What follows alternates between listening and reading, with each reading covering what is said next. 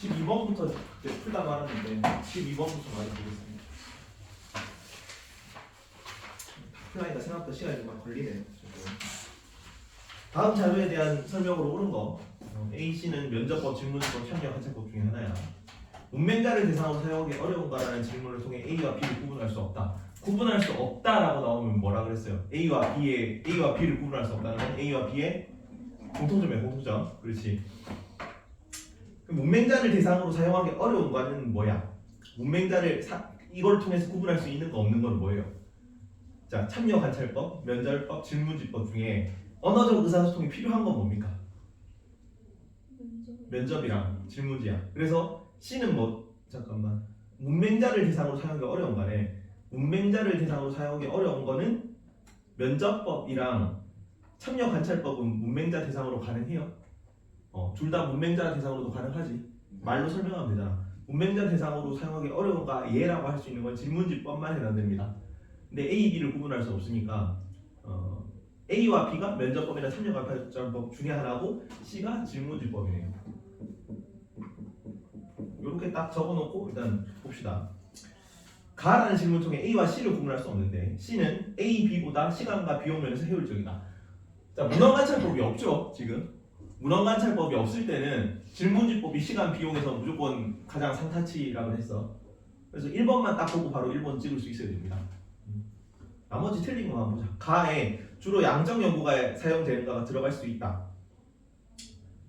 A와 C를 구분하는 거잖아. 근데 A는 둘 다 질적 연구입니까? 양적 연구입니까?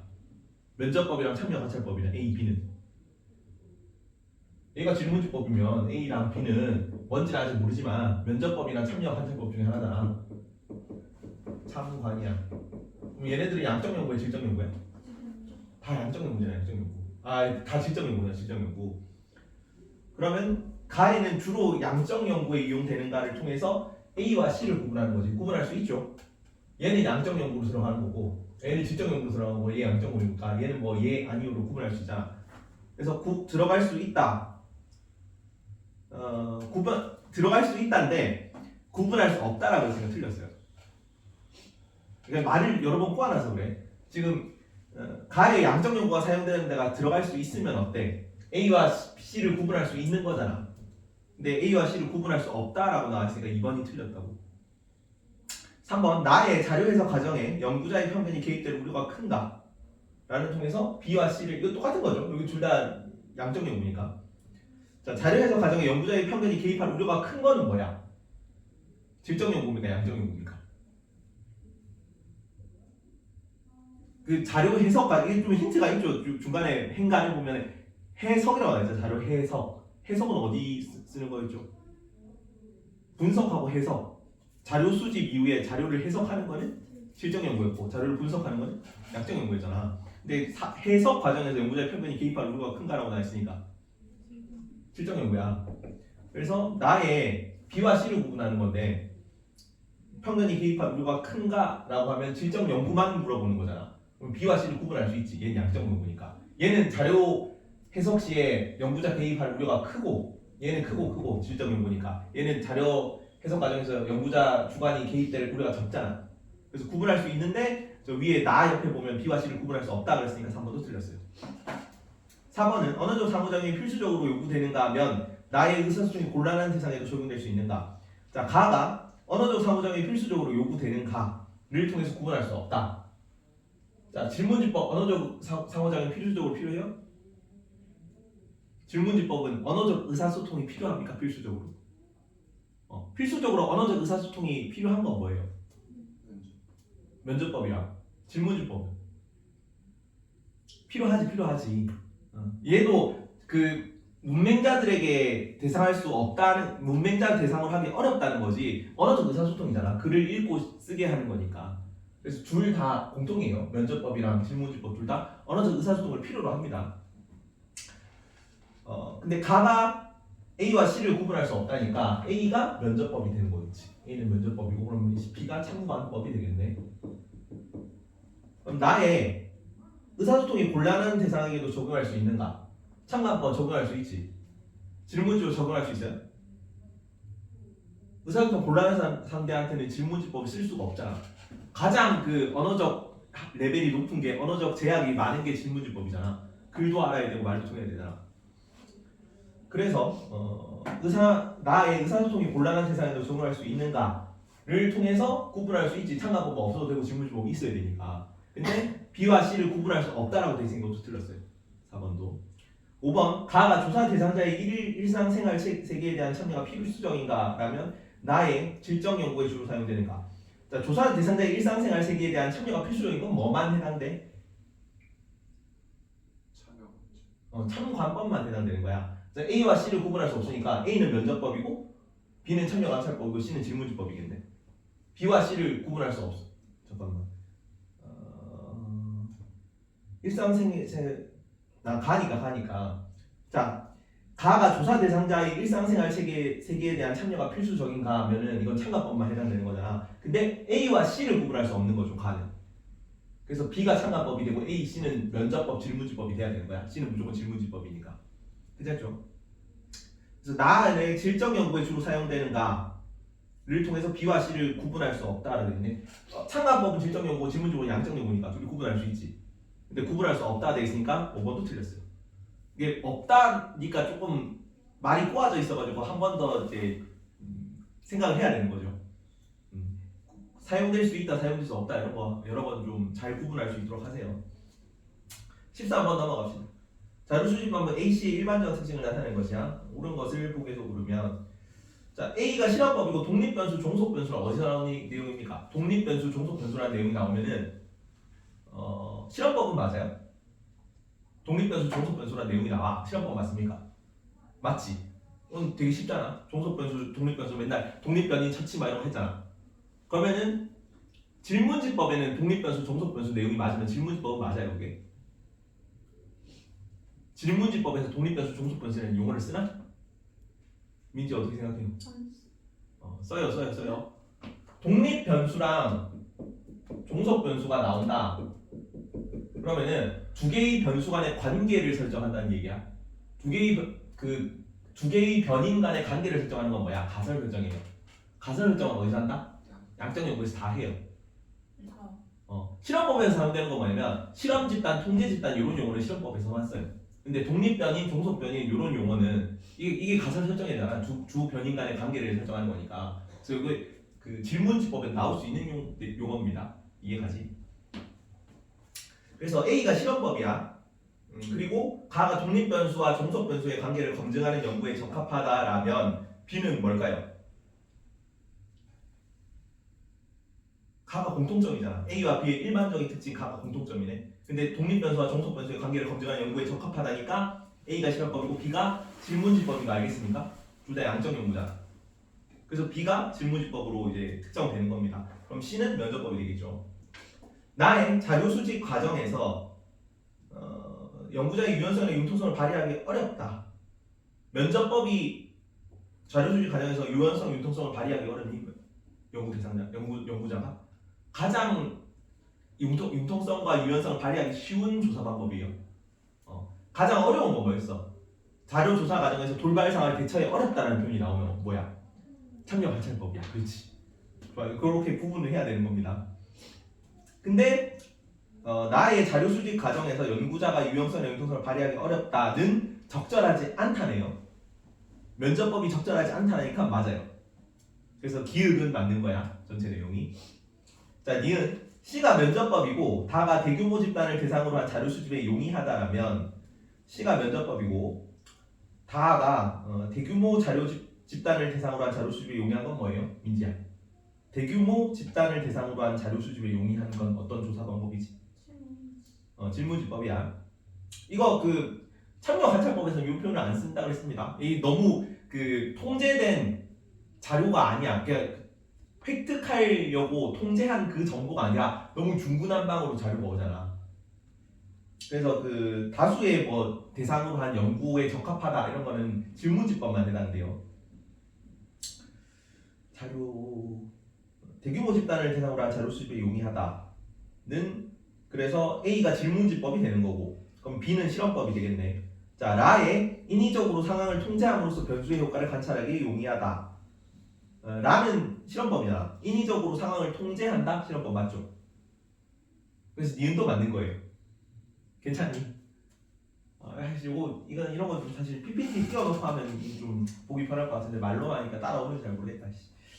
디귿 가가 연구 대상자와 언어를 매개로 한 상호작용이 필수적이다라면 자 언어를 매개로 한 상호작용이 필수적인 건 뭐랬지 민지야? 언어를 대상으로 한 면접법하고 질문집 둘 다야. 그러면은 A가 질문지법이고 B가 면접법이고 뭐 그렇게 되겠네. 나는 무조건 실험법이니까 주관적 세계를 심층적으로 이해하는 데 유리하다. 적절하지 않죠. 주관적 세계를 심층적 이해 이러면 참여 관찰법과 질문 참여 관찰법과 면접법이 들어가야지. 질적 연구가 들어가야지. 디귿은 X고. 나가 소수의 응답자로부터 깊이 있는 정보를 수집하기에 용이하다라면 이거는 면접법이죠. 소수의 응답자로부터 깊이 있는 정보를 수집하기 용이하다. 면접법이니까. 가는 실제성 높은 생생한 자료를 수집하기 용이하다. 이런 표현은 어디만 나온다? 실제성이란 단어는 어디 키워드예요? 실제성이란 단어 나오면 생생한 자료라는 용어로도 나오고 요거는 시그니처예요. 참여 관찰법 시그니처입니다. 무조건 참여 관찰법으로 가요. 생생한 자료. 면접법도 뭔가 생생한 자료 하면 면접하니까 생생한 자료 아닌가? 뭐 이렇게 하겠지만은 이게 어느 정도 가식이 들어갈 수도밖에 없잖아. 어느 정도는. 특히나 뭐 양적 연구 같은 건 전부 다 개조정 돼가지고 생생하지가 않고 다 그 개념의 조작도 정의가 들어간 거지 조작된 거지. 가장 생생한 거는 참여 관찰법. 아무런 그 인위적 조작을 거치지 않은 그거를 실제성 있다고 표현하는 거예요. 그래서 자 나아가 소수의 응답자로부터 깊이 있는 정보를 나아가 면접법이니까 가는 실제성 있는 거는 참여 관찰법만 해당되는 건데 애초에 A, B, C 중에 보기 없죠. 그래서 X입니다.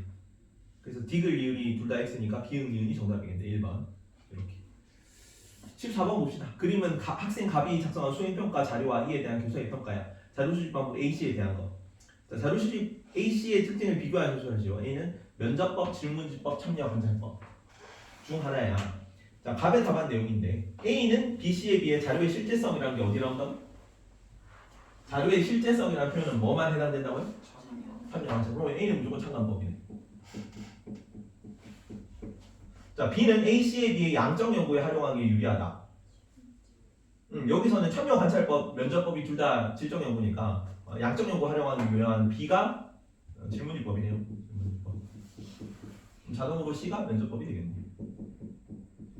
근데 갑이 받은 점수는 2점이야. 질문지법의 특징은 잘 이해하고 있는데 참여 관찰법의 특징은 다른 자료 수집 방법의 특징으로 잘못 이해했네. 이게 틀렸다는 거죠.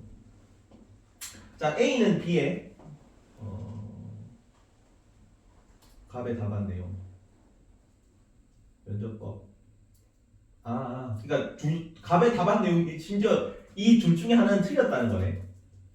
일단 봅시다. A는 B에 비해 시간과 비용의 측면에서 비효율적인 경우가 많다. A는 B에 비해 질문지법에 비해 그렇지 비효율적인 경우가 많지. 근데 질문지법의 특징은 잘 이해하고 있었잖아. 잠깐만. 질문지법의 특징은 잘 이해하고 있으나 참여관찰법의 특징은 다른 A는 B에 비해 자료의 실제성. 참여관찰법의 특징을 잘못 이해했네요. X니까. 그러면 B는 A, C에 비해 양적 연구에 유리하니까 B는 맞고요. 일단 질문지법이. 이건 잘못 이해했으니까 둘이 바뀌어야겠네. 얘가 면접법이 되고 참관법이 되네요. 자, A는 B에 비해 시간과 비용 측면에서 비효율적인 경우가 많다. 맞죠? 이거는 면접법은 질문지법보다 비효율적인 경우가 많잖아. 그래서 1번이 정답이고 연구자의 주관적 해석 가능성이 큰가라는 질문으로 A와 B를 구분할 수 없다? 구분할 수 있잖아. 면접법은 주관적 해석이 들어가는 거고 질문지법은 상대적으로 객관적이죠. 양적 연구니까. 그래서 X고 A는 BC에 비해 구조화 표준화된 자료 수집 방법 아니죠. 면접법은 구조화 표준화라는 거는 개조정이 들어갔다는 거예요. 개조정은 양적 연구만 들어가니까 질적 연구에 해당하겠지. 그래서 A가 아니라 B가 A, C에 비해 구조화 표준화된 자료 수집 방법이라고 해야겠지. A, B는 C에 비해 자료 수집 상황에 대한 통제 정도가 낮다. 통제 정도가 낮은 건 뭐야? 얘네 둘이지. 얘네 둘. A, C가 자료 수집에 대한 통제 정도가 낮은 거고 질문지법은 통제 정도가 높은 거죠. 그래서 B가 AC에 비해 자료 수집에 대한 통제 정도가 낮다. 아니지. AC가 B에 비해 자료 수집에 대한 통제 정도가 낮다. 이렇게 나와야겠네. 자, 5번. C는 AB와 달리 자료 수집 과정에서 언어적 상호작용이 불시적이다. 아니지. 참가법이 가장 언어적 상호작용이 그게 낮은 거잖아. 그래서 잘못됐습니다. 그래서 1번이 정답입니다. 나머지는 다 틀렸고. 15번. 그림에 나타난 자료 수집 방법 가다. 일반적 특징을 보는 거. 질문지법, 참여과정법, 면접법 중에 하나네요. 주로 양적 연구에 활용된다. 뭐만 해당되지 여기서 양적 연구는? 참여관찰법, 질문지법, 면접법 중에 양적 연구에 활용되는 거는 질문지법이. 그래서 나가 질문지법입니다. 나머지 둘 다 아니었죠. 자, 밑에 거 보자. 언어적 상호작용에 의한 자료 수집이 필수적인가? 언어적 상호작용은 어디 나온다고? 질문지랑 면접법이야. 그렇지. 그래서 다가 참여관찰법이죠. 그럼 나가 질문지법이고 다가 참여관찰법이니까 가는 면접법이지. 이해가죠? 이거? 가가 면접법이고 나가 질문지법이고 다가 참관법이네. 자, 그러면 가는 다에 비해 자료 수집 상황에 대한 연구자의 주장 및 통제 정도가 높다. 가는 면접법은 참여 관찰법에 대해 연구자의 조작 및 통제 정도가 높으면 아니죠. 면접법이든 참여 관찰법이든 둘 다 연구자의 조작 및 통제 정도가 낮잖아. 집단간 비교 분석이 용이하다. 참관법이 다가 가에 비해 이렇게 나와야겠지. 집단간 비교 분석이 용이하다. 2번. 나는 주로 표준화된 도구로 개량화된 자료를 수집하는 데 사용하며 통계 처리가 용이한 장점이 있다. 질문지법 맞죠? 표준화된 도구, 표준화, 구조화 이런 거 전부 다 양적 연구에 나오는 겁니다. 통계 처리가 용이한 장점, 이것도 질문지법 맞는 설명이고. 3번. 다는 자료 수집 과정에서 예상치 못한 상황이 발생할 경우 연구자의 유용한 대처가 용이하다. 아니지. 연구자의 유연한 대처가 불리한 거죠. 돌발 상황 대처가 힘들다 했잖아. 참관법이. 4번. 다는 나에 비해 시간과 비용 측면에서 효율적이며 효율적이지 않죠. 나가 훨씬 효율적입니다. 대량의 수치화된 자료 수집이 용이한 거. 질문지법이니까 바뀌어야 되네. 나는 다에 비해 나에 비해. 5번. 가는 인과관계의 파악을 통한 법칙을 발견하는 데 유리하다. 요 법칙 발견 이런 거 나오면 뭐예요? 양적 연구야, 질적 연구야? 양적 연구란 말이야. 근데 가는 면접법이지. 그래서 나로 바꿔야겠죠. 나는 인과관계의 파악을 통해 법칙을 발견하는 데 유리하다. 이렇게 나와야겠죠. 16번입니다. 다음 연구에서 사용된 자료 수집 방법. 자, 연구 1번, 연구 2번. 소라, 이거 연구 1번은 뭐고 연구 2번은 어떤 방법일까요? 각각? 연구 1번은 어떤 방법이고 연구 2번은 어떤 방법인 것 같아?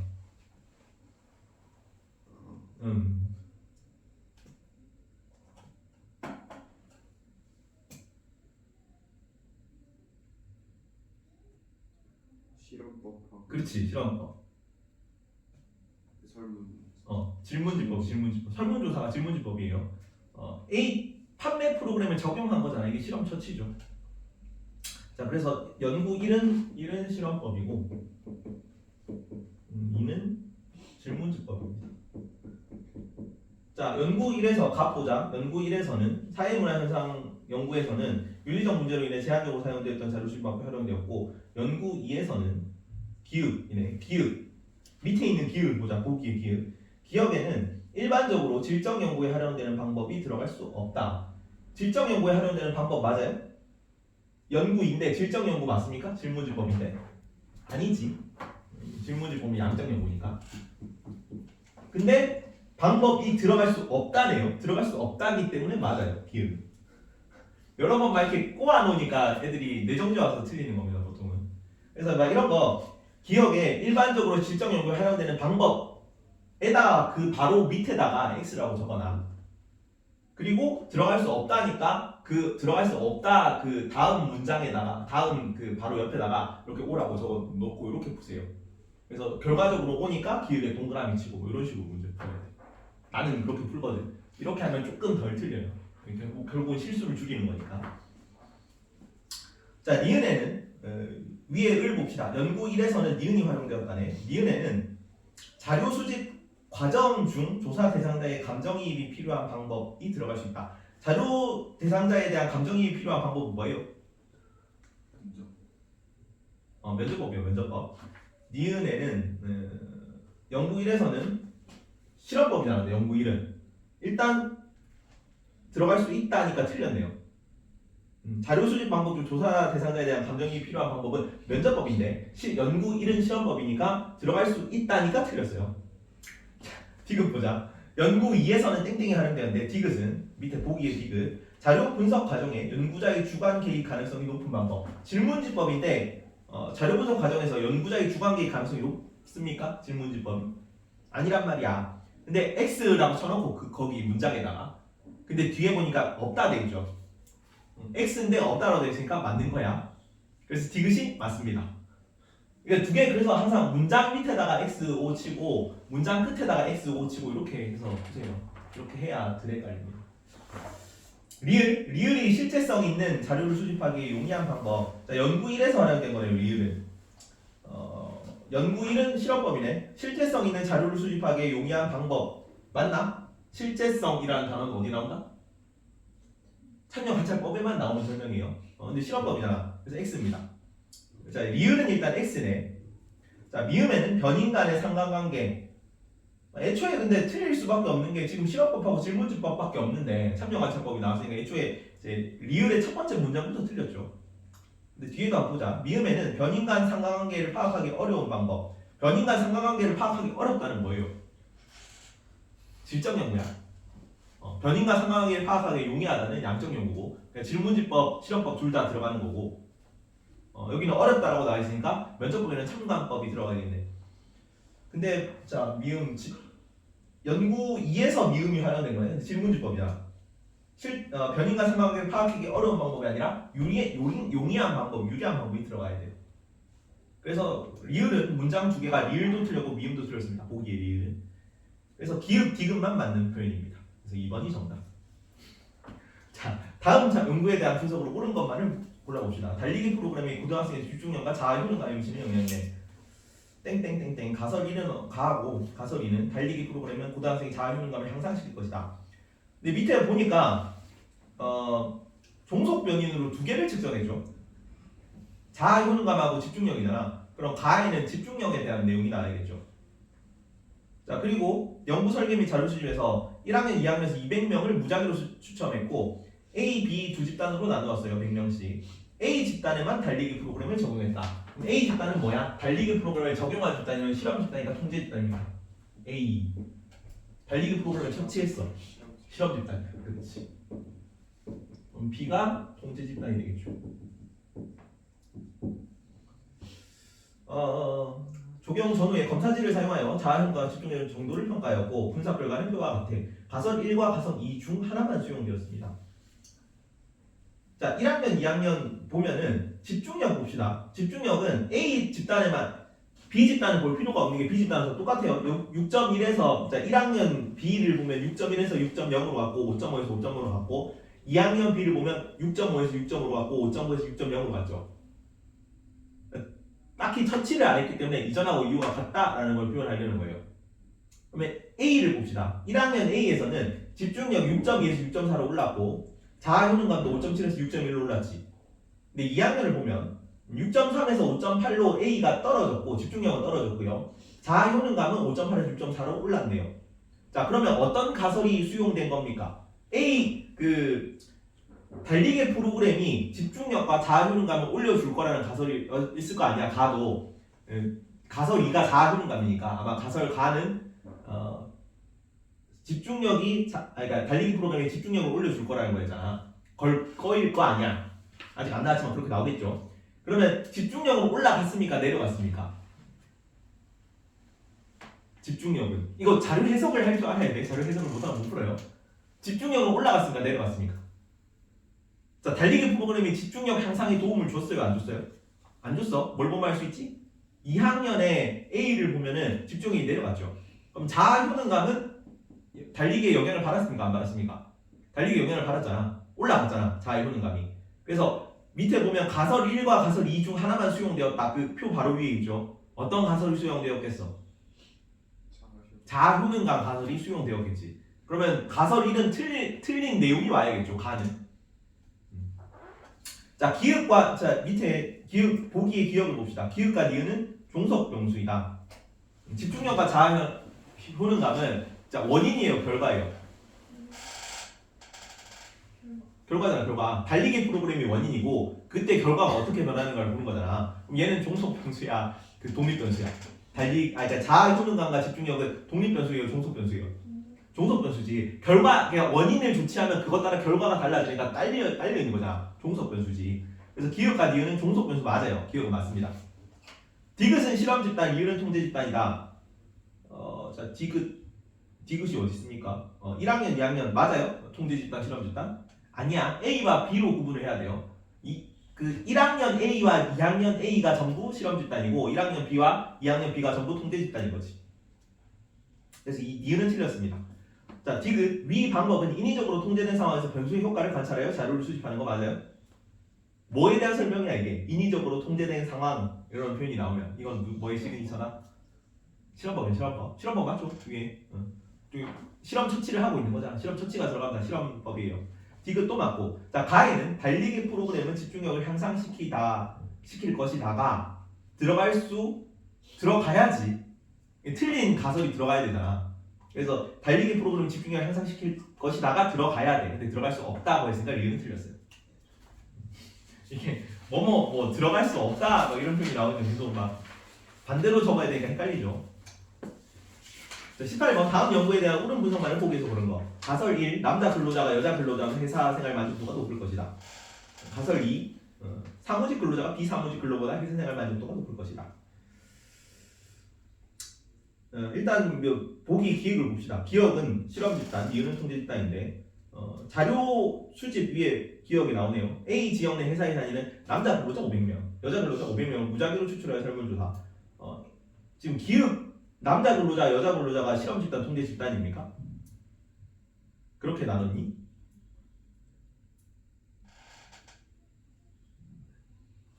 실험 처치가 들어가야 되잖아. 실험 처치가. 근데 실험 처치가 들어갔어요 지금?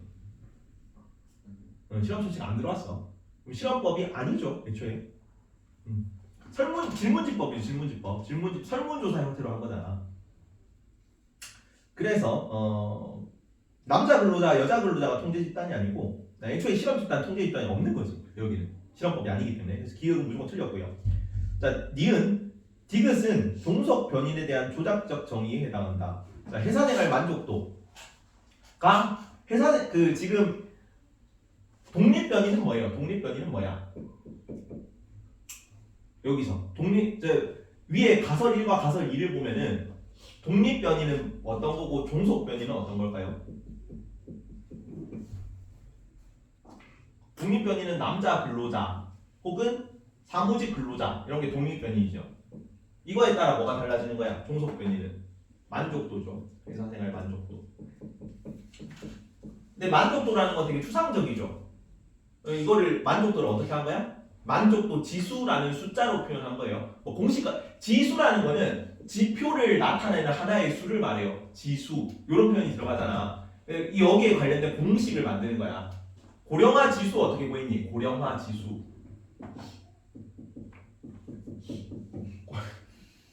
당연히 배웠지 않냐? 인구 너네 나랑 안 했냐? 유소년 인구 15세까지지. 1에서 14세까지 인구군의 노년 인구. 노년이 65세 이상이잖아. 곱하기 100한 게 고령화 지수였잖아. 그러니까 얼마나 늙었는지를 알 수 있으려면 요 숫자에 관의 관계를 하나의 숫자로 나누는 게 고령화 지수라고. 그래서 제쌤의 빡침 지수 이런 거 막 내가 예로 들었었잖아. 학생들의 결석 정도 이거는 빡침 지수가 높아지는 거죠. 그럼 위에 들어갈 거고. 학생들의 수업 태도 이런 수업 태도가 좋으면은 내려갈 거 아니야. 수업 태도가 좋을수록 나의 빡침 지수는 내려가니까 이건 분모에 알겠지. 이런 걸로 여러 개의 지표들 간의 관계를 하나의 숫자로 나타내는 게 지수야, 지수. 그래서 그 만족도를 뭔지는 모르겠지만 여러 가지 공식 같은 걸 때려 넣어가지고 만족도 지수로 표현한 거 개조정이죠. 괜찮지? 자, 그러면 종속 변이는 개조정 됐네요. 그러면 독립 변이도 개조정 할 수 있는 거야? 독립 변이. 개조정은 종속 변이에만 일어나는 겁니까? 아니면 독립 변이에도 일어날 수 있는 겁니까? 별 생각이 없습니까? 우리 예전에 내가 처음 이거 설명할 때 예를 뭘로 들었어? 머리가 좋은 사람은 인기가 많을 것이다. 이런 거 예를 들었지. 그래서 이 머리가 좋다는 걸 뭘로 했니? 수능 총점으로 했잖아. 혹은 내신 성적 뭐 이런 걸로 인기가 많다는 거는 연애 수 이런 걸 했잖아. 그래서 종속 변이든 독립 변이든 둘 다 개조정이 들어갈 수 있어. 애초에 양적 연구에서는 수치화돼야 이 관계가 그 변수 간의 관계를 분석할 수 있는 거잖아. 그래서 독립 변이든 종속 변이든 둘 다 개조정을 거쳐야 돼. 무조건이면 무조건 개조정을 거칠 거예요. 여기서 근데 남성 여성은 개조정할 필요가 없지. 굳이 이게 추상적인 개념이 아니라 남성 여성은 딱 막 그 뭐 조금 더 빡세게 하려면 뭐 트랜스젠더는 뭐 이런 게 들어가야 되는데 뭐 여기 뭐 남성 근로자 500명, 여성 근로자 500명 중에 트랜스젠더가 있을 가능성이 낮으니까 그런 거 제외하고 그냥 한 거겠죠. 그래서 일단 니은은 맞습니다. 디귿은 종속 변인에 대한 조작적 정의야. 만족도를 만족도 지수로 표현한 거. 디귿 표본이 모집단을 대표함으로 일반화가 용이하다. 어떤 거에서 걸립니까? 민지야 이거 많이 디귿은 맞습니까? 표본이 모집단을 대표함으로 일반화를 용이하다. 어떤 게 맞는 거 아니 틀린 거 아니? 왜 틀린 거 아니? A 그렇지 A 지역 내지. 근데 가설이 뭐였어요? 가설이 애초에 남자 근로자가 여자 근로자가 이걸 따로 그 지역 같은 걸 안 했지. 그냥 일반 남성, 일반 여성을 얘기하는데 표본 뽑은 건 뭐야? A 지역 내에서만 뽑은 거야. 그러니까 표본에 도표성이 없죠. 가설이 애초에 뭐 A 지역 내의 남자 근로자가 A 지역 내의 여자 근로자보다 이런 식으로 하면 맞는 설명이겠죠. 근데 가설 설정이랑 이 그 너무 떨어져 있는 거죠. 가설이랑 이 표본 집단 사이에. 그래서 틀린 겁니다. 일반화가 용이하지는 않아요. 자, 리을 가설 1과 달리 가설 2는 기각되었을 것이다. 요거는 표 해석을 잘해야 되는데 표 해석. 가설 1은 뭐야? 남자가 여자보다 만족도가 높다. 요거죠. 그 다음에 가설 2는 사무직이 비사무직보다 만족도가 높다죠. 가설 두 개가 있는데, 자 일단 첫 번째 가설 1이고 가설 1, 가설 2, 가설 1을 한번 봅시다. 남자 만족도를 보자. 남자 근로자의 만족도. 남자 근로자의 만족도는 얼마니? 200 플러스 100이죠. 맞죠? 그리고 불만족도는 600, 160 플러스 40이죠. 어디가 높아요? 200 플러스 100이 높지. 300이잖아. 여기 200이고. 이거는 남자. 여자는 여자 근로자의 만족도는 100 플러스 140이잖아. 알지. 맞네. 높음이 100이랑 140이죠. 사무직이랑 비사무직 둘 다잖아. 여자들. 근데 만족도 낮음은 뭐야? 얼마야? 140 플러스 120이죠. 어느 게 높아? 이건 240이고 260이니까 이쪽이 높지. 그러면 가설 1은 수용된 거예요? 기각된 거예요? 남자가 여자보다 만족도가 더 높아야 돼. 맞니 틀리니? 맞지. 얘는 300명, 200명이라서 남자는 만족도가 높은 사람이 더 많은데 여자는 140명, 240명, 260명이라서 불만족한 사람이 더 많네. 그러면 가설 1 남자가 여자보다 만족도가 높을 것이라는 맞아요. 맞죠? 두 번째 거 봅시다. 여기는 사무직하고 비사무직이네요.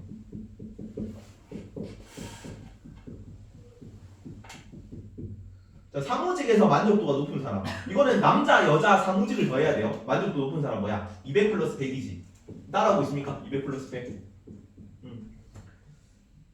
그리고 불만족한 사람은 자, 남자, 여자 둘 다 사무직 중에서 불만족한 사람은 200, 160 플러스 140이죠. 두 개 300, 300 같네요. 그래서 사무직 같은 경우는 만족한 거랑 불만족한 비율이 똑같아. 근데 비사무직은 한번 보자. 비사무직 근로자는 남자 근로자 100 비사무직은 남자 근로자 100이랑 사무직 비사무직은 높은 거 그렇지 100이랑 140이네. 이게 만족도 지수가 높은 사람들이잖아. 불만족한 사람들은 보자. 남자 근로자 비사무직 불만도 낮은 사람 40, 여자 근로자 비사무직 불만도 낮은 사람 120. 그럼 얘는 240이고 얘는 160이네. 얘가 더 높죠. 만족도가 높은 사람들이 비사무직은 더 많은 거예요. 근데 원래 가설은 뭐였어? 사무직이 비사무직보다 만족도가 높을 거라고 생각했는데 실제로는 사무직은 만족도가 똑같고 불만족인 사람 만족이잖아. 그래서 비사무직은 만족도 높은 사람이 더 많았으니까 반대로 되어야겠지. 괜찮죠? 이런 거는 문제가 나중에 한 4단원쯤 나오면 4단원은 단원 자체가 표분석이야. 이런 거 굉장히 많이 나온단 말이야. 그러니까 1단원에는 사실 이런 식으로 많이 나오진 않는데 이거를 4단원식으로 문제를 낸 거예요. 그래서 가설 1과 달리 가설 2는 기각되었다는 맞아요. 그래서 니을이 정답입니다. 사회문화 태도 이제 뭐 앞에 이제 막 드디어 그게 끝났네. 조사 방법이 끝났네요. 연구자 연구 윤리입니다. 연구 태도. 자, 갑을 입장에서 자, 연구자는 연구 과정에서 자신의 주관적 가치 편견 이해관계들을 배제하기 노력한다. 어떤 입장입니까? 어떤 태도야? 연구 태도. 객관적 태도야. 객관적 태도. 자, 민지야, 연구자는 사회문화 현상의 발생 원인이나 결과 등에 관하여 적극적으로 능동적으로 살펴볼 필요가 있어. 어떤 태도입니까? 이거 성찰적 태도예요. 성찰적 태도. 성찰적 태도가 어떤 걸 했어요? 현상의 이면을 생각하고 일반화된 그 법칙 같은 거, 과학적 진리라고 믿은 것조차 계속 의심해보고 계속 이 현상의 이면을 들여다보고 그런 게 나서죠. 그래서 사회문화 현상의 발생 원인 결과 등에 적극적으로 능동적으로 살펴본다. 이걸 그런 그 표현을 이렇게 나타낸 거예요. 성찰적. 20번까지 하고 싶시다. 2개 남았으니까. 자, 갑은 자신의 주장에 대한 비판을 허용하는 개방적 태도를 강조하고 있다. 객관적 태도랑 개방적 태도랑 구분하세요. 아닙니다. 그래서 자신의 주장에 대한 비판을 허용하는 거는 개방적 태도고 위에 그 이해관계, 가치, 편견 이런 거를 제거하는 건 객관적 태도니까 둘이 안 맞아. 1번 제끼고. 자, 을은 2번 을은 사회문화 현상의 특수성을 고려해 탐구하는 태도. 특수성이라는 표현이 나오면 어느 태도다. 특수성. 상대적 태도야. 상대적 태도. 기억해라. 성상 개개꺄 기억나죠? 성질나는 상대는 개개꺄라고 한다고. 여기는 성찰적 태도였고 여기는 상대적 태도였고.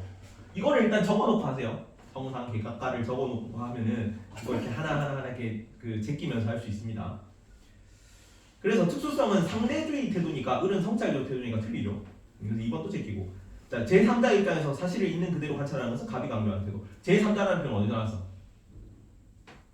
객관적.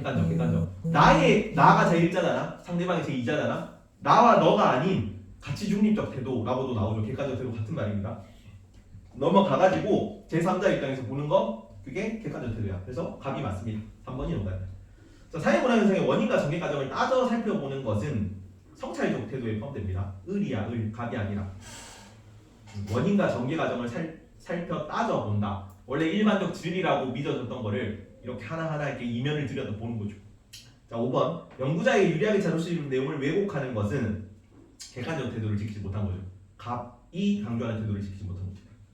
넘어가고 20번 다음 사회 현상 사회 연구에 대한 옳은 설명만을 보는 것.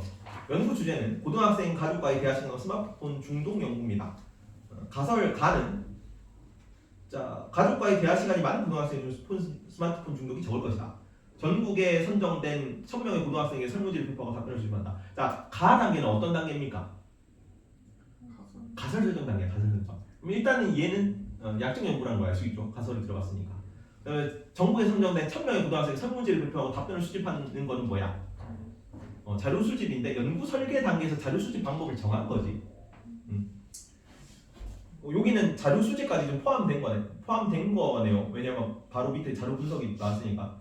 양적 연구는 자료 수집이 먼저야. 자료 분석이 그러니까 뭐냐? 자료 수집과 자료 분석이 동시에 이루어져요. 하나가 끝나고 난 뒤에 이루어져요. 양적 연구. 따로 이루어져. 따로.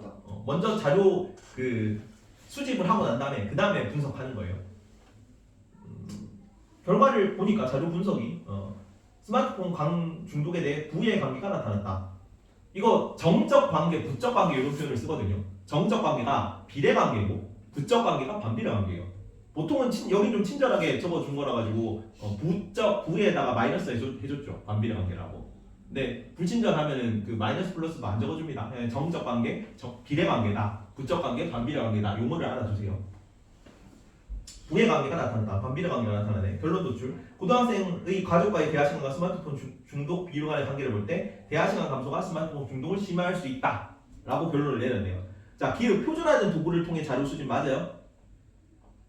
표준화된 도구 뭐 있니? 지금 표준화된 도구를 찾아보세요. 뭡니까? 어떻게 표준화된 도구야? 설문지, 그렇지, 설문지. 자, 실험법은 표준화된 도구 맞아? 그렇지, 그렇지. 그것도 뭐 이렇게 실험 처치하는 게 다 표준화된 도구예요. 표준화, 구조화 이런 표현들이 나오면 전부 다 양적 연구란 말이야. 그래서 기울은 맞고요. 설문지가 들어갔으니까 표준화된 도구를 통해 자료를 수집한 거고. 니은 두 변인 간의 부의 관계가 나타나 가설은 기각되었다. 맞니? 애초에 지금 연구 주제가 가설 설정이 고등학생일수록 스마트폰 중독이 작을 것이다. 두 변인 간의 부의 관계가 나타나. 가설은 인정된 거지. 그러니까 수용된 거지. 그러니까 가설 설정을 가족과의 대화 시간이 많은 고등학생의 스마트폰 중독이 클 것이다라고 하면은 이제 기각된 게 맞는데 가설 설정을 애초에 부적 관계로 잡았지. 근데 결과 검증이 어떻게 났어? 부적 관계로 났잖아. 그러면 가설은 수용된 거지. 그래서 가설은 기각된 게 아니라 수용된 거예요. 디귿 고등학생의 가족과의 대화 시간은 독립 변인에 해당한다. 맞니? 변수가 뭐야? 두 개가 변수가 뭐야? 대화 시간하고 스마트폰 사용 시간이잖아. 그러면 뭐뭐가 하면 뭐뭐 할 것이다 해서 앞에 있는 게 뭐였니? 대화 시간이었죠. 대화 시간이 대화 시간이 많으면 스마트폰 시간이 적을 것이다니까. 이게 독립 변입니까? 종속 변입니까? 원인이잖아. 원인은 뭐야?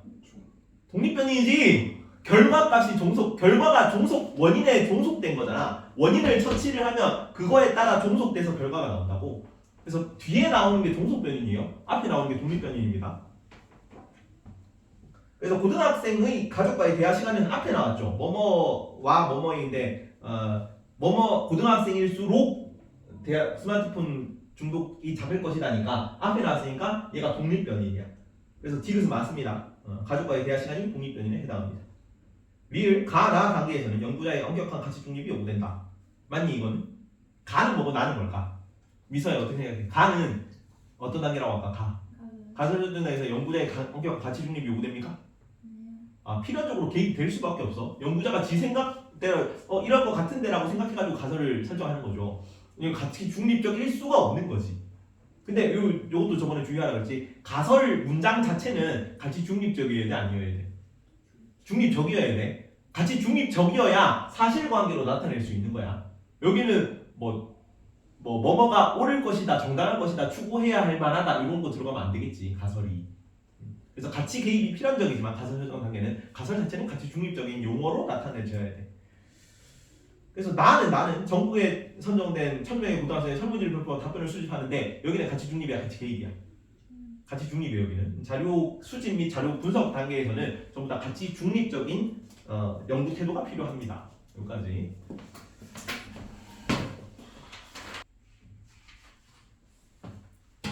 페이지 58쪽 봅시다. 2단원 들어가요 이제. 자, 사회 구조를 볼 건데 사회 이거 과목 이름이 뭐예요? 과목 이름 사회 문화잖아. 그래서 문화 파트를 3단원에서 보고 나머지는 다 사회 파트예요. 1단원은 사회 문화 현상을 어떻게 분석하는 거, 그 연구 방법에 대해서 본 거고, 그다음에 2단원, 4단원, 5단원은 사회, 그다음에 3단원에서 문화 파트를 다루는 거예요. 근데 사회라는 게 2단원, 3단원, 5단원에서 다루면 양이 훨씬 많은 거겠죠. 거기서 우리는 사회 구조를 보는 게 2단원 내용입니다. 사회 구조와 사회 화예요. 사회 집단 뭐 이런 거 나오는데. 제일 처음에 나오는 게 사회 구조. 구조라는 거는 외우세요. 틀이라고 외웁시다. 틀. 구조라는 거는 같은 말로 틀입니다. 틀. 우리 실제로 그 틀이 딱딱할 때 틀이라고 하잖아. 틀이 자체가 어디서 온 거야? 이빨을 틀로 해가지고 그 형태와 구조를 짜가지고 넣은 게 틀이잖아요. 그래서 이 구조라는 게 원래 건축학에 쓰이는 용어거든.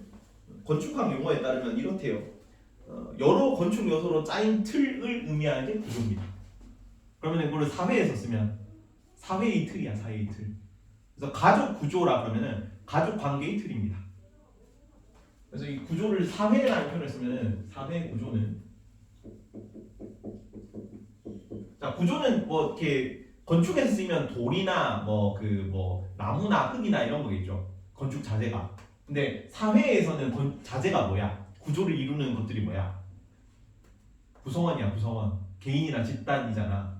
그래서 얘네들이 모여 있는 틀인데 사회 구조라는 이름을 붙이면 관계의 틀입니다. 관계의 틀. 가족 구조라는 거는 가족 구성원 간의 관계의 틀이야. 어떤 식으로 관계를 맺는가지. 자, 이게 나중에 구조화된 행동이라는 내용이 나오는데 구조에 따라서 개인이 영향을 받는다는 거예요. 구조화된 행동을 한다는 거야. 몽골에서는 요 사례에 나오는 게 58페이지예요. 자, 게르와 기와집이 있지. 58페이지 밑에 게르와 기와집이 나오나? 게르는 걔네들은 게르가 어디 나왔어요? 작년에 배웠잖아. 통합사회에서. 게르가 뭐야? 게르.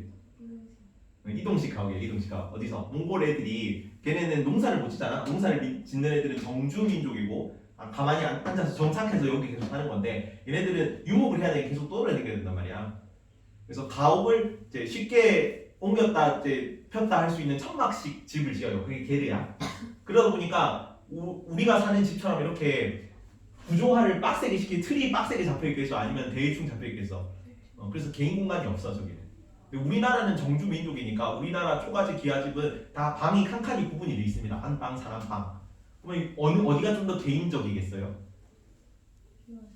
기와집이 좀 더 개인적이겠지. 그래서 구조에 영향을 받는다는 거예요. 괜찮죠? 그래서 사회 구조가 가옥 구조가 달라지면 사회 구성원이 영향을 받는 것처럼 사회 구조도 달라진다 라는 거지. 이 구조가 형성되는 거는 어떻게 형성이 되느냐? 관계의 틀이죠. 관계를 맺으려면 어떻게 해야 돼? 사회적 상호작용이 먼저 필요해요. 사회적 상호작용이 있고 이 상호작용의 종류도 한번 봅시다. 옆에 2번에 개념 더하기 자료책 위에 사회적 상호작용 3개가 나오죠. 그 58페이지에 개념 더하기 자료 채우기 오른쪽에 있는 거 거기에 사회적 상호작용 3개가 뭐로 나오니? 협동, 경쟁, 갈등 나오죠. 요 영어만 봐도 알 수 있겠죠. 시험이 잘 나오진 않는데 내신 시험 정도만 나올 수는 있어요. 내신 시험에 나올 때 어떤 식이냐면 63페이지 2번처럼 나와요. 잠깐 보고 가죠. 잠깐. 그렇게 자주 나오는 개념도 아니고 애초에 어렵지도 않아. 자, 아까 방금 전에 상호작용 3개 뭐 있다고? 민지야, 상호작용 3개가 뭐 있다고? 협동, 경쟁, 갈등이야. 그 중에서 동일한 목표를 상대방보다 빨리 달성하는 과정에서 발생한다. 공정하게 적용되는 규칙에 따라 정당한 목표를 달성하려고 한다. 뭐 보겠니? 경쟁이에요, 경쟁. 그 3개만 알면 돼요. 그거 알면은 뭐 구할 수 있겠지. 기업 마라톤은 마라톤 경기와 관련된 실화. 경쟁, 갈등, 협동 중에 뭐야? 마라톤이니까 경쟁이지, 경쟁. 기업이 그래서 제시문에 맞는 거고. 한국 축구 대표팀은 감독, 선수, 코칭, 스태프, 팀워크 뭐야? 협력이야, 협동이야, 협동. 디귿 수학 능력 시험 설명에 엄청난 인파가 몰려들었다. 뭐야? 경쟁이야, 경쟁. 중앙아시아 키르기스탄에서 격렬한 민주화 요구 시민 대통령의 시민 사임을 가져왔다. 뭐야? 갈등이야. 그래서 기읍 디귿 뭐 이런 식으로 나와요. 안 어렵죠? 이런 상호작용을 계속 하다 보면은 계속 경쟁, 협력, 갈등을 하다 보면은 뭐가 생겨나냐면 사회적 관계라는 게 형성돼요.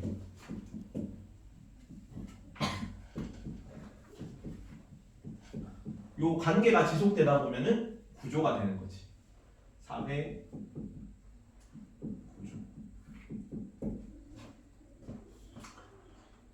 그래서 요 사회적 상호작용으로부터 이게 비롯된다. 관계가 형성되고 그래서 사회 구조가 형성된다 정도로 알고 있으면 돼요. 이게 제일 처음 나오겠죠. 경쟁, 협력, 갈등 이런 거.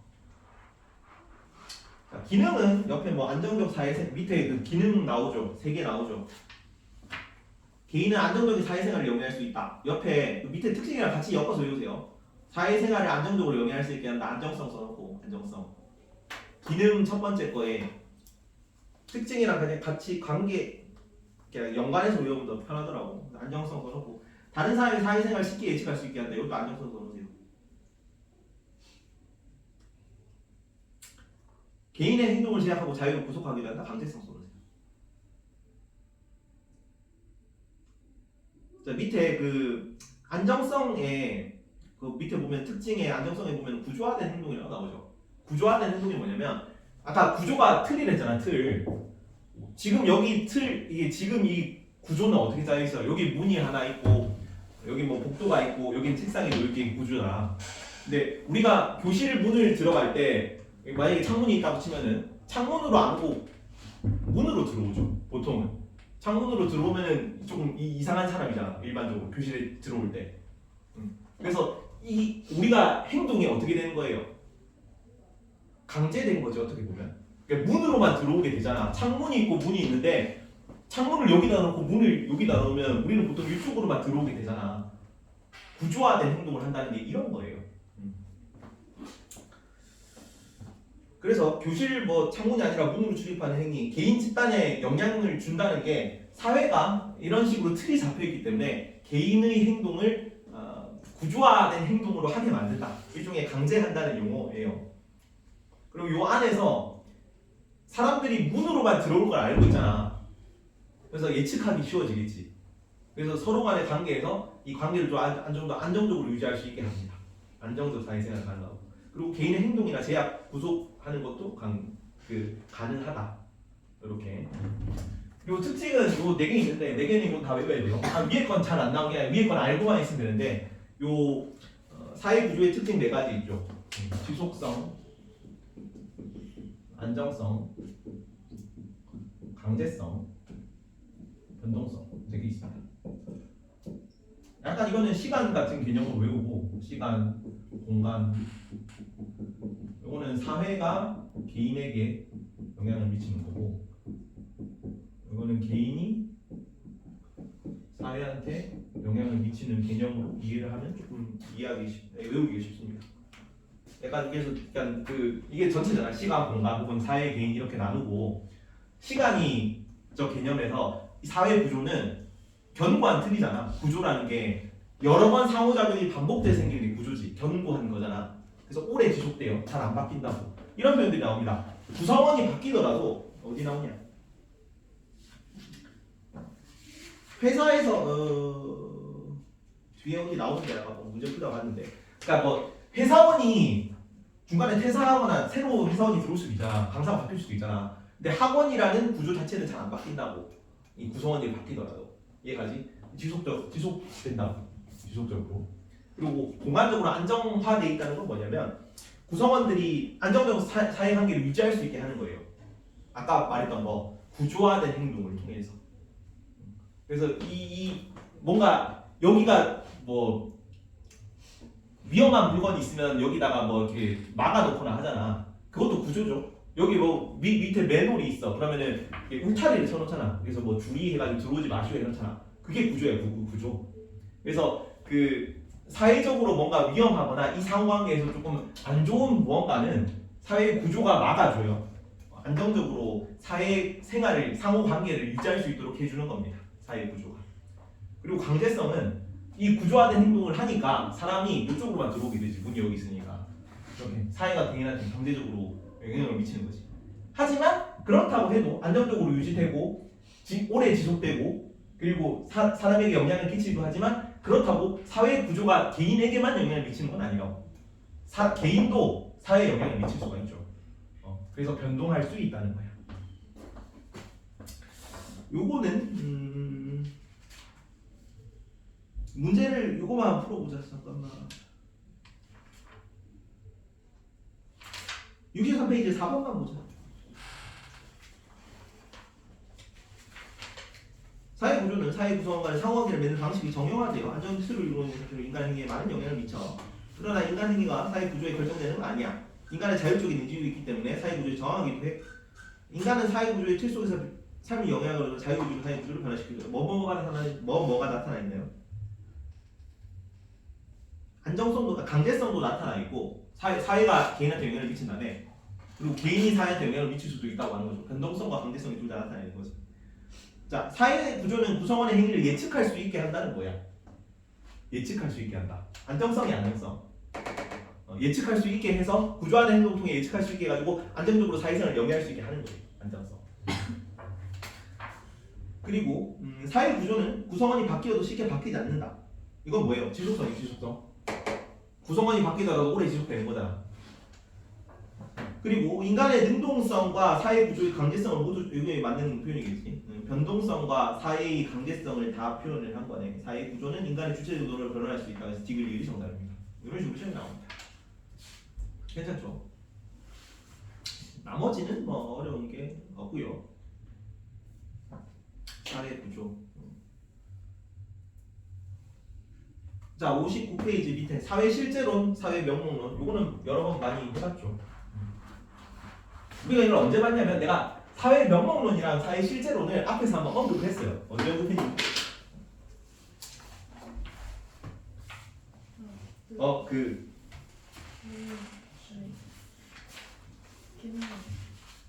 어렵구나.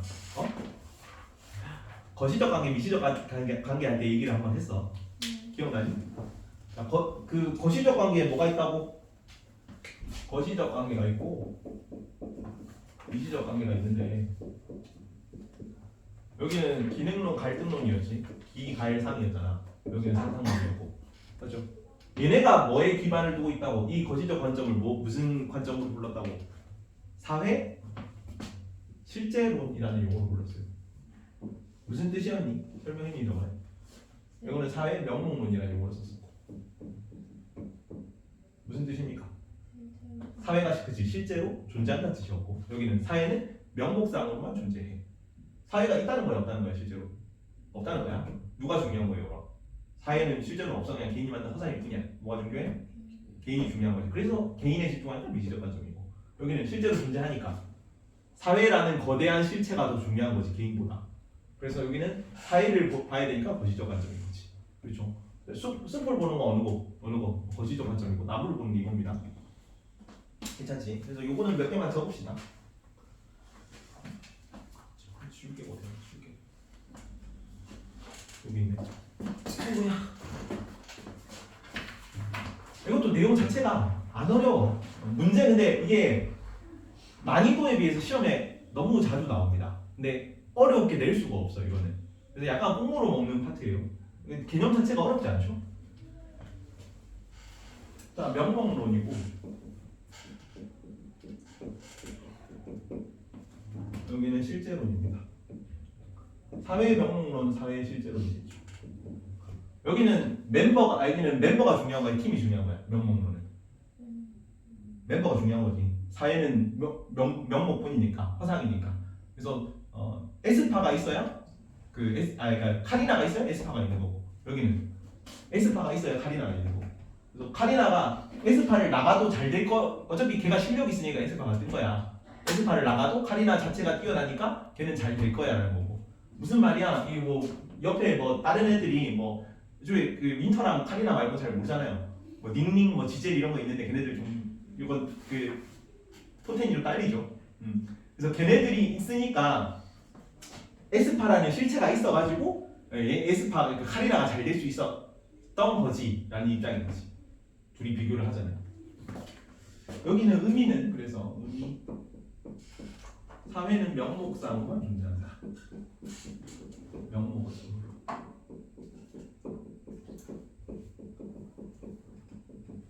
여기는 사회는 실제로 존재하는 거죠. 사회는 실제로 존재.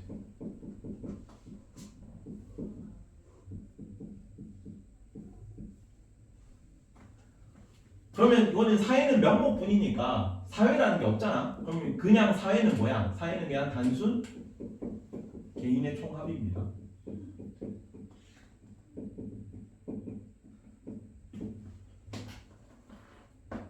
그래서 뭐 이런 표현도 나오는데 사익의 총합이 공익이다. 이거 실제로 선지에 나오는 내용들이요. 사익의 총합이 공익이고 개성의 총합이 민족성이다. 적으세요. 지울 겁니다. 칸이 부족해서. 개성의 총합이 민족. 개개인의 개성의 총합이 그 나라 민족을 나타내는 민족성이 된다. 맞죠? 그러니까 단순 총합인 거지. 단순 총합.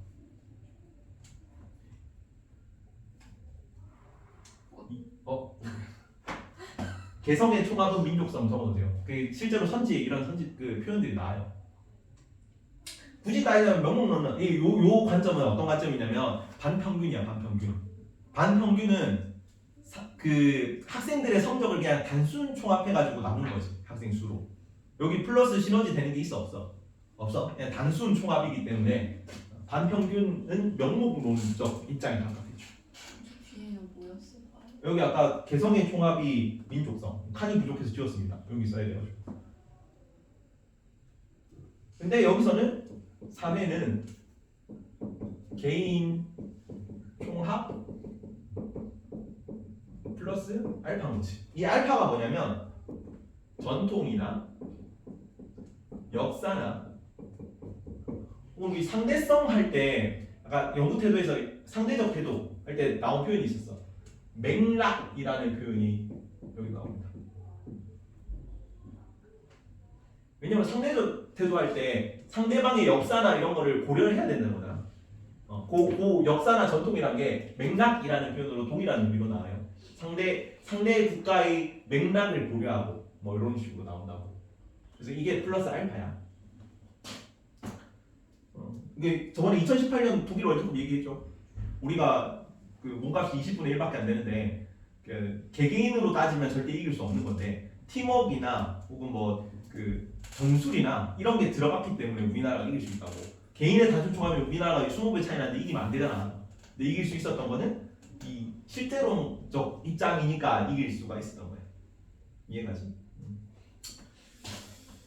그리고 의미였고 개인은 그러면 명목론 입장에서는 개인은 어떤 존재겠니? 사회와 개인의 관계에 있어서 개인이 영향을 받겠니 안 받겠니? 상대로 적게 받을 거예요. 적게. 여기는 영향을 많이 받는다고 해야 되고. 그래서 개인은 여기서는 능동적, 자율적 존재입니다. 능동적, 자율적 존재. 그래서 개인의 의식이나 개성이나 자유 이런 걸 중시할 거예요. 자유 중시.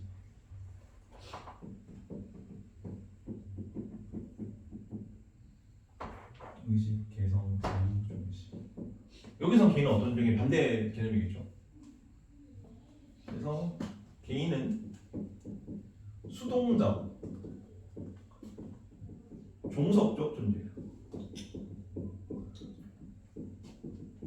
그냥 사회 구조에 따라서 이제 휘둘리는 존재라고요. 딸려 있는 존재고, 뭐 사회 구조가 강제하면은 거기에 영향을 받는 수동적 존재다.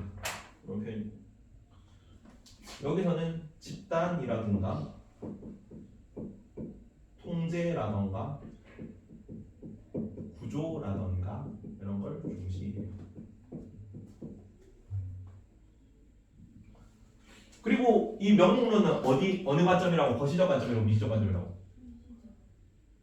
명론 그치 미시적 관점이지. 그래서 상상론이랑 같이 문제가 나올 수 있어. 여기는 거시적 관점이니까 뭐랑 같이 나오겠니?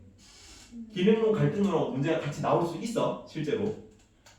그러니까 단원이 초월해서 나옵니다. 다 이게 1, 2단원 만약에 같이 범위가 들어가면 그렇게 나옵니다. 그리고 관점, 대표 관점은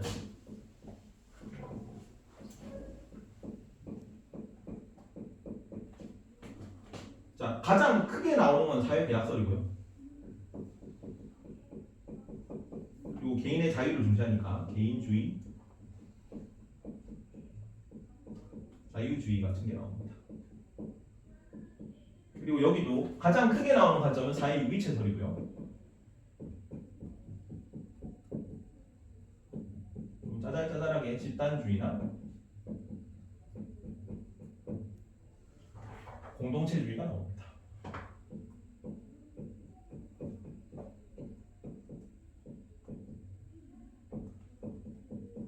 사회계약설은 저 근대 이후에 홉스, 로크, 루소 말고 뒤에도 나올 거, 사회문화에는 안 나온다. 생률에도 나오고 윤사에도 나오는데 사회문화에는 이렇게 막 주요한 개념으로 나오진 않아 사회계약설이. 근데 이 핵심은 뭐예요? 사회계약설은 사회는 어떻게 만들어졌다는 거야?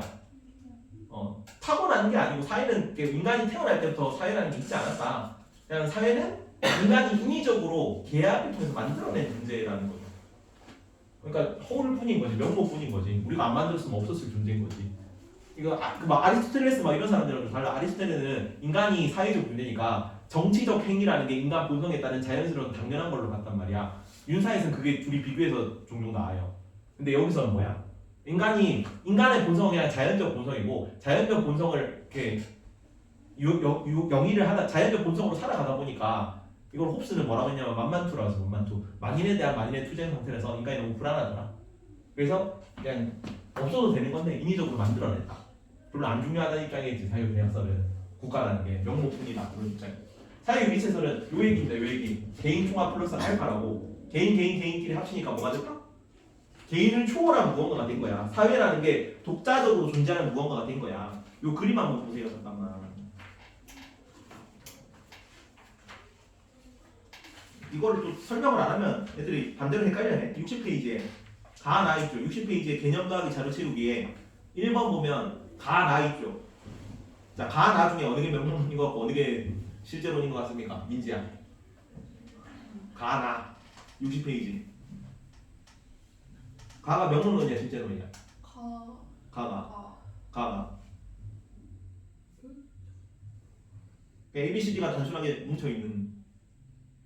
그러니까 이게 좀 그림을 이렇게 표현해야 되는지 모르겠는데 어떻게 보면 가나 ABCD가 뭉쳐가지고 뭔가 도형이 돼 있으니까 얘가 사회가잖아. 근데 이 그림을 그린 사람의 의도는 뭐냐면 나에 나오는 이 동그라미 있죠. 나. 그러니까 이 가 같은 경우는 지금 ABCD가 이렇게 돼 있잖아. 이렇게 해가지고 이렇게 돼 있고 나 같은 경우는 ABCD가 따로 있는데 이렇게 있죠. 이게 포인트예요. 이게 가나 나라가 단순하게 뭉쳐 있는 그림이고 얘는 가나 나라가 있으니까 이렇게 뭔가 가나 나라를 포함하는 그러니까 ABCD를 포함하는 새로운 무언가 원이라는 존재가 생겨났다라는 입장이에요. 나가 실제로 되겠죠. 이거를 그림을 한번 안 언급하고 가면은 문제 풀 때 애들이 반대로 생각하더라고. ABCD가 뭉쳐 있으니까 얘는 따로 떨어져 있는 거잖아. 얘는 긴밀하고 관계를 맺고 있으니까 왠지 실제로 가잖아. 그림을 왜 이렇게 그렸는지 잘 모르겠는데 이런 의도를 표현하고 싶었던 것 같아. 원이 생겼으니까 얘가 실제로. 그리고 한 개까지 칸이 좀 부족한데 밑에 좀 적으세요. 한 개. 어떤 한계가 있냐면 얘는 사회 전체의 이익을 경시하겠니 중시하겠니? 일단 한 개니까 경시하겠죠. 사회 전체의 이익을 경시해요. 칸이 좀 안 맞지만 알아서 적으세요. 밑에 있습니다. 밑에 한 개. 사회 전체 이익을 경시하는 거고. 그리고 얘는 뭘로 흐를 수 있겠니? 극단적 개인주의로 흐를 수 있어요. 흐를 수 있다.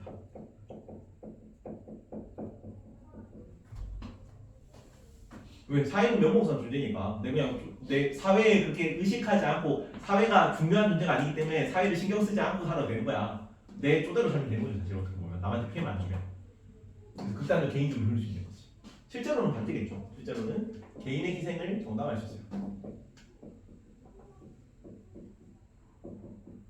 여기는 사회의 이익을 경시하는 건데 여기는 개인의 이익을 경시하는 거지. 그래서 개인의 희생이 정당화될 수 있습니다. 정당화될 수 있습니다. 그러니까 이 국가를 위해 네 한 몸 희생하라고 그래서 군대로 다 가는 거잖아. 남자들이. 개인의 희생이 정대가 되는 거죠.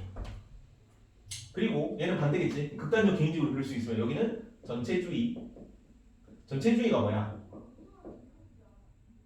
전체주의가 언제 나와요? 역사할 때는 공동체주의가 극단적으로 게 전체주의잖아. 국가 단위로 흐르는 공동체주의를 전체주의라고 그래. 개인선을 완전 싸그리 무시하고 공동선만 추구한 거지. 어느 거가 예로 나오지? 전체주의 국가 3개. 나치.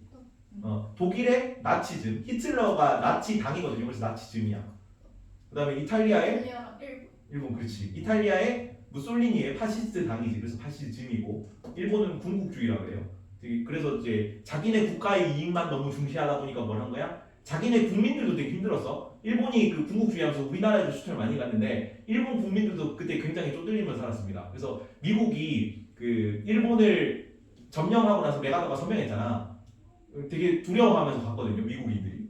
아씨 저 가미가제 하는 애들인데 우리 가가지고 점령군이라고 존나 핍박받는 거 아닌가? 막 진짜 죽창 맞을 것 같아라는 갔는데 다 환영해줬어요. 쌍수를 들고 환영해서. 왜? 걔네들 존나 힘들었거든, 전쟁 동안. 그래서 개인을 전부 막 이렇게 쥐어짜면서 개인 안 죽게 하는 아সম제주에서 국가를 위해서 싸우다 보니까 개인을 겁나 이제 희생을 정당화한 거죠, 거기서. 국가만. 그래서 2차 세계대전 전쟁 벌였던 추축국 세 국가잖아요. 걔네들. 뭐 이런 문제가 있습니다. 문제를 선지를 짧게 봅시다.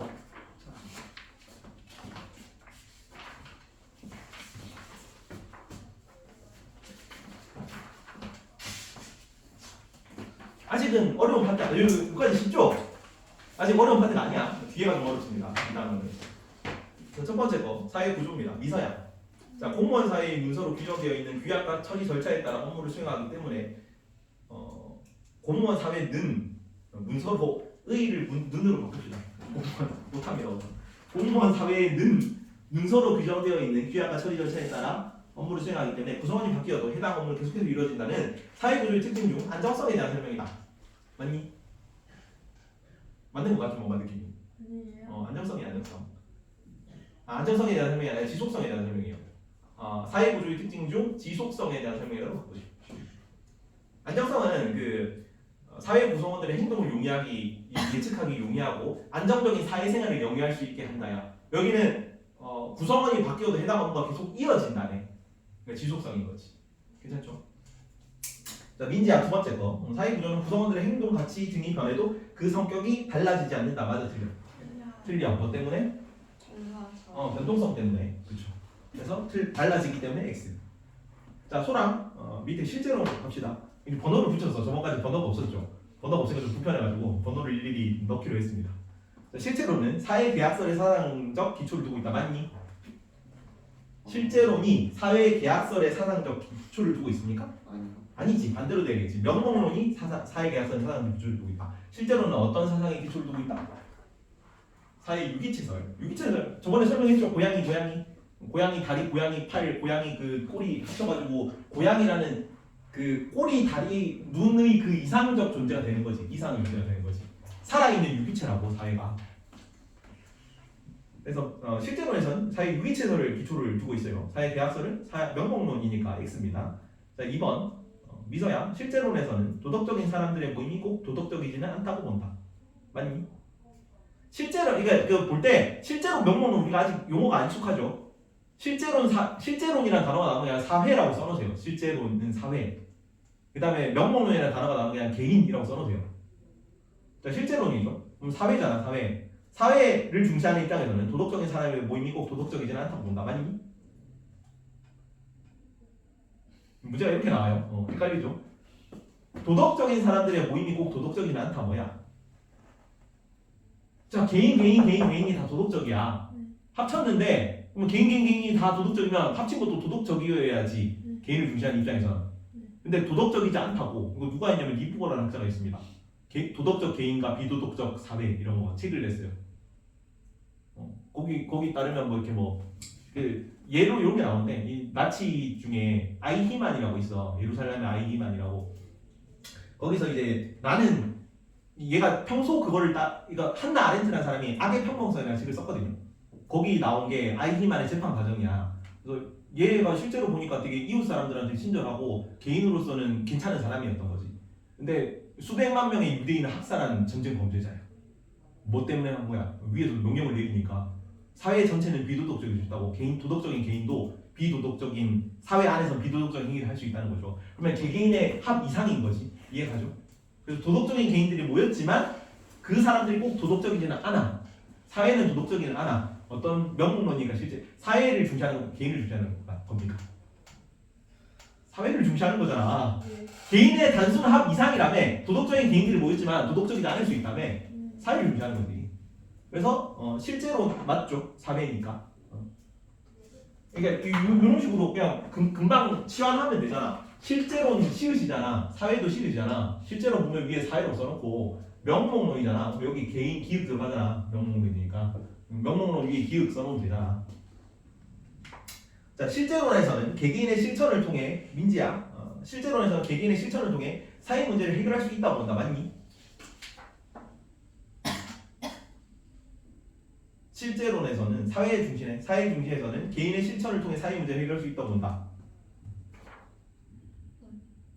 아니. 아니? 설명해 보세요. 왜 아닙니까? 아닌 것 같아. 아닌 것 같아. 여기서 사회 문제 만약에 그 개인을 중시하는 실제로는 사회를 중시하는 거잖아. 사회를 중시하는 거면 개인을 넘어서서 사회가 가지는 또 다른 문제점이 있어야 돼. 그래서 개개인의 문제 해결이 사회의 문제 해결이 아니라고 봐야 돼요. 실제로는 사회를 중시하니까. 근데 여기는 개개인의 실천을 통해 사회 문제를 해결할 수 있다고 보네. 개인이 중요한 거지. 명목론이야. 괜찮지? 그래서 틀립니다. 왜 이거 어렵지 않나요? 이 정도는 괜찮잖아. 용어가 안 익숙해서 그런가? 명목론 실제로. 자, 네 번째 거. 실제론에서는 출산율 하락을 산업 사회에서 일어나는 일반적인 현상으로 본다. 소라 이거 맞을까? 실제론에서는 출산율 하락을 산업 사회에서 나타나는 일반적인 현상으로 본다. 이런 건 좀 헷갈릴 수 있지. 문제를 조금 꼬아서 냈죠. 어떻게 생각합니까, 소라?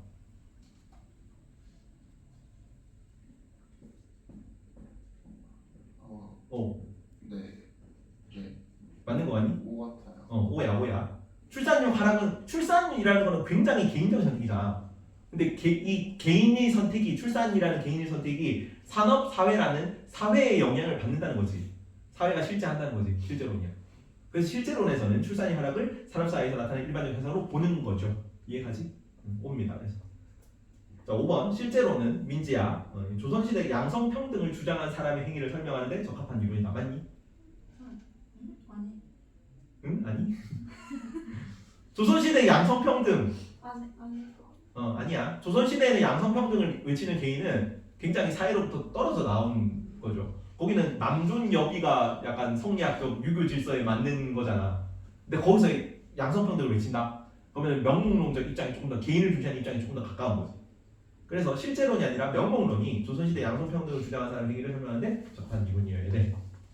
그래서 명목론으로 갑시다. 자, 소라 명목론에서는 집합적 속성을 개인적 속성의 청합으로 본다. 맞니? 네. 그렇지. 이거 단순하게 했어요. 맞습니다. 미서야 명목론에서는 민족 의식, 공동체 의식, 사회 분위기를 중시한다. 아니지, 그렇지. 사회적 분위기는 실제론에서 중시할 거예요. 자, 명목론에서는 개인이 배우자를 선택할 때 배우자의 출신, 학교, 직업으로 상대를 판단하는 건 본다. 미서야 이거 맞을까?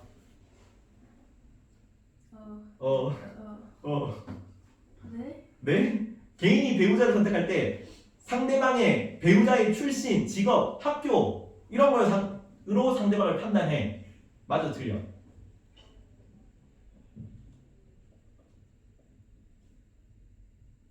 맞아요. 아니지. 자, 배우자의 출신, 학교, 직업은 뭐야? 배우자가 이 출신, 학교, 직업이라는 것부터 영향을 받은 사회죠. 걔가 살던 사회잖아. 이 사회로부터 그 배우자가 영향을 받았다는 거야. 그거를 더 중시하겠다고. 명목론에서는 뭐야? 그 사회 이런 거는 그냥 개인의 개인의 영향을 거의 안 준다는 거죠. 개인이 더 중요하다는 거잖아. 그래서 명목론에서는 뭐 학교 출신 직업보다 개인 그 자체를 중시하는 거고 실제론적 입장에서는 뭐 어떻게 했니? 근데 개인이 원래 그런 거에 영향을 받는 존재라고 보는 거지. 그래서 뭐 개인이 사회 영향을 받는 게 당연하기 때문에 출신, 학교, 직업 이런 것도 개인의 이루는 본질이라고 보기 때문에 이런 걸 중시하는 거죠. 막 그 예전에 뭐 나는 솔로 이런 거 나오고 보니까 그 나는 직업이 없어도 내 직업을 숨겨도 나를 좋아해주는 여자를 찾아요. 여기 그 명목론적 입장인 거고. 근데 그 직업이라는 것도 너를 구성하는 일부분 요소 아니야? 너 그 자체 아니야? 라고 보는 거는 실제론적 입장이고. 맞죠? 자, 4번. 명목론에서는 학원의 고유한 전통과 학원의 지도 방식에 따라 학생들의 성적이 결정된다고 본다. 소라 맞을까? 학원의 고유한 전통과 제1학원의 왜 아닐까 설명해 보세요. 고유한 전통은 응. 사회. 그렇지. 사회 실제론적 입장에 가격이지. 근데 뭐 명목론이니까 여기는 학원이 아무리 그거 해도 그냥 학생이 개인이 노력을 안 하면 상관이 없다. 내가 성적 잘 나온 건 내가 잘나서다. 뭐 이런 입장이죠. 마지막